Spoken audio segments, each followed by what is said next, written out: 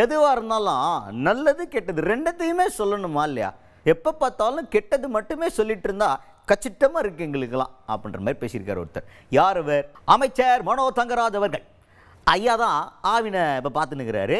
அதில் இருக்கிற முன்னேற்றங்கள் பற்றிலாம் பேசினுக்கும் போது அவர் ஃபீல் பண்ணி என்ன சொல்கிறாருன்னா, இப்போ நாங்கள் எவ்வளோ டெவலப் பண்ணிக்கிறோம் தெரியுமா ஆவினை, ஆனால் வெளிலேருந்து பேசுகிறவங்க எல்லாருமே தப்பாக பேசுகிறாங்க அப்படின்ற மாதிரி பேசினிருந்தார். அதில் முக்கியமான மேட்ரு என்ன அப்படின்னா, மாடுகளை கால்நடைகளுக்காக போராட்டம் ஒன்று பண்ண போகிறான்னு சொல்லிட்டு நாம் தமிழர் கட்சி சார்பில் அறிவிச்சிருந்தாங்கல்ல, அது தொடர்பாக கேட்கும்போது தான் இந்த ஃபீலிங்லாம் கொட்டுறாரு. எப்போ பார்த்தாலும் நெகட்டிவாக மட்டுமே பேசிக்கிட்டு இருக்காங்க. இதில் நடக்கிற பாசிட்டிவையும் பேசணுமா இல்லையா?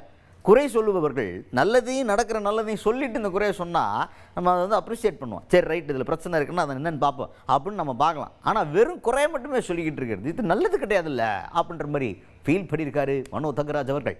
அவங்க இந்த one side of the coin மட்டும் பார்க்க விடாங்க. நீங்கள் two sides of the coin பார்க்கணும். பிரச்சனைகள் இருக்குது. நீங்கள் அர்பனைசேஷனையும் கேட்குறீங்க. அர்பனைசேஷன் வர கொஞ்சம் மேட்சான காரியங்கள்லாம் போகிறது உண்மைதான். பட் இதை ரிட்டைன்மெண்ட்டுக்குள்ள முயற்சிகளை அரசு மேற்கொள்ளுதான்னா அதுவும் மேற்கொள்ளுது. இப்போ நீங்கள் பார்த்தீங்கன்னா நான் இப்போ சொன்னதெல்லாம் other side of the coin.